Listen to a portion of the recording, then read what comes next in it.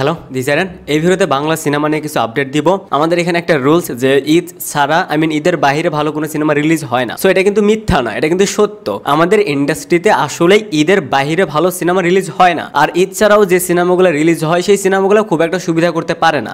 সেই সিনেমাগুলো খুব একটা সাকসেস হয় না। বাট এইবার কেন জানি মনে হচ্ছে যে এইটার কিছুটা ব্যতিক্রম হতে পারে। যদি ব্যতিক্রম কিছু হয় তাহলে কনফার্ম থাকেন আমাদের ইন্ডাস্ট্রিতে ভালো কিছু হতে যাচ্ছে। এবার ঈদ ছাড়াই উইদাউট ঈদ ভালো কিছু সিনেমা রিলিজ পেতে যাচ্ছে। তার ভিতর রয়েছে সিয়াম আহমেদের জঙ্গলি, আরিফিন শুভর নীলচক্র, শাকিব খানের দরদ এবং শরীফুল রাজের কবি। যে চারটা সিনেমার নাম বললাম, এই চারটা সিনেমাই কিন্তু ঈদ ছাড়া রিলিজ হতে পারে, এখন পর্যন্ত কনফার্ম। এর সাথে আরেকটা সিনেমা ইনক্লুড হতে পারে, আরিফিন শুভর নূর। সো বলা যায় যে 4 থেকে 5টা ভালো মানের সিনেমা ঈদ ছাড়াই এবার রিলিজ হবে। এখন এই 4টা সিনেমা যদি ঈদের বাহিরে এসে ভালো সাকসেস পায়, যদি ঈদের বাহিরেও অডিয়েন্সকে সিনেমা হলে নিয়ে যেতে পারে, তাহলে অবশ্যই আমাদের ইন্ডাস্ট্রির জন্য একটা প্লাস পয়েন্ট। কারণ এটা তো সত্য কথা যে ঈদের বাহিরে আমাদের এখানে যে সিনেমাগুলো রিলিজ হয়, প্রথমত সেই সিনেমাগুলো ভালো হয় না, ভালো মানের হয় না। আর কিছুটা ভালো হলেও সেই সিনেমাটা অডিয়েন্স দেখতে যায় না, বা আগ্রহ থাকে না, বা হাইপ ক্রিয়েট করতে পারে না। বাট এবার যদি এই 4টা সিনেমার ভিতর 1 থেকে 2টা সিনেমা যদি ভালোভাবে চলে, ভালো ওয়ার্ক করে, অডিয়েন্স যদি একসেপ্ট করে ঈদের বাহিরেও, তাহলে নেক্সট শুধু ঈদে না, যে কোনো টাইমে যে কোনো সময় আমাদের এখানেও সিনেমা রিলিজ হবে। সবাই তখন ঈদের জন্য অপেক্ষায় থাকবে না যে কবে ঈদ আসবে সেই সময় সিনেমাটা রিলিজ করব।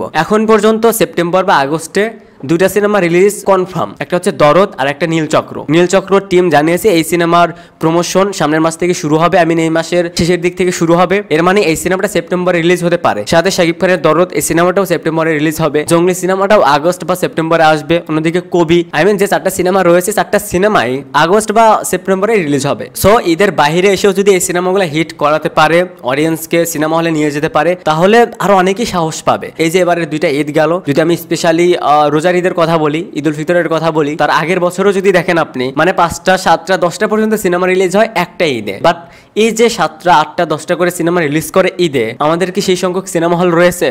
নেই কিন্তু। তো প্রথমত ঈদের বাইরে ভালো সিনেমা রিলিজ হতে হবে, সেই সিনেমাটা হিট হতে হবে। তাহলে যারা এই যে ঈদ নিয়ে পড়ে থাকে, একটা ভালো সিনেমা বা একটা এবারের সিনেমা তারা ঈদে রিলিজ করতে চায়, একটা ভালো সিনেমা হলেও তারা সেটার জন্য ঈদ ফিক্সড করে রাখে। আবার একটা বিলো এভারেজ সিনেমা তারা ঈদের জন্য ফিক্সড করে রাখে। সো যখন ঈদের বাইরে এই সিনেমাগুলো হিট হবে, সিনেমাগুলো অডিয়েন্স দেখতে যাবে, তখন সবার ভিতর থেকে ধারণাটা চলে যাবে যে ঈদ না, যদি ভালো কন্টেন্ট হয়, ভালো গল্প হয়, ভালো মেকিং হয়, ভালো প্রমোশন করতে পারে, তাহলে ঈদ ছাড়াও সিনেমা হিট হবে। তো এখন দেখা যাক, আপাতত 4 থেকে 5টা সিনেমা ঈদ ছাড়া রিলিজ হতে পারে। সো এই 4টা সিনেমার ভিতর কোন সিনেমাটা ঈদের বাইরে রিলিজ করে সাকসেসফুল হওয়ার সম্ভাবনা বেশি, সেটা অবশ্যই কমেন্টসে জানাবেন। আর আপনি যদি আমাদের চ্যানেলে নতুন হয়ে থাকেন তাহলে প্লিজ সাবস্ক্রাইব।